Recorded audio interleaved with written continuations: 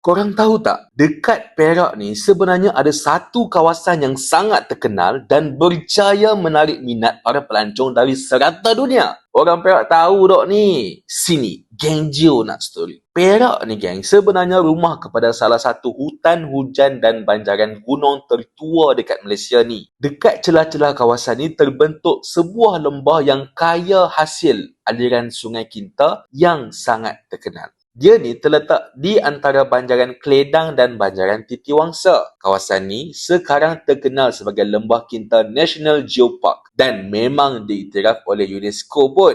Ini 3 keunikan Geopark Lembah Kinta. Pertama, Batu Kapur. Salah satu tarikan utama dekat sini iaitu Bukit Batu Kapur. Bukit dan gua ni sebenarnya terbentuk daripada batuan yang mana usia dia lebih 200 juta tahun, geng. Dan yang menarik juga, ada penemuan arkeologi yang bantu saintis faham iklim purba serta kehidupan manusia zaman dulu dekat kawasan ni. Kedua, hutan simpan. Selain tu juga, Perak ni ada hampir 1 juta hektar hutan simpan, iaitu hampir separuh keluasan negeri. Hutan-hutan ni geng, penuh dengan flora dan fauna tropika, termasuk pokok ubatan, herba dan habitat dengan pelbagai spesies burung. Ketiga, warisan dan budaya. Geopark ni bukan setakat cerita pasal batu dan alam je.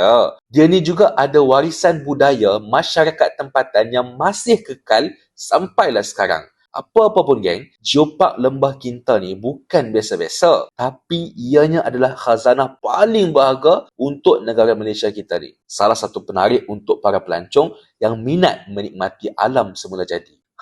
Dapat something.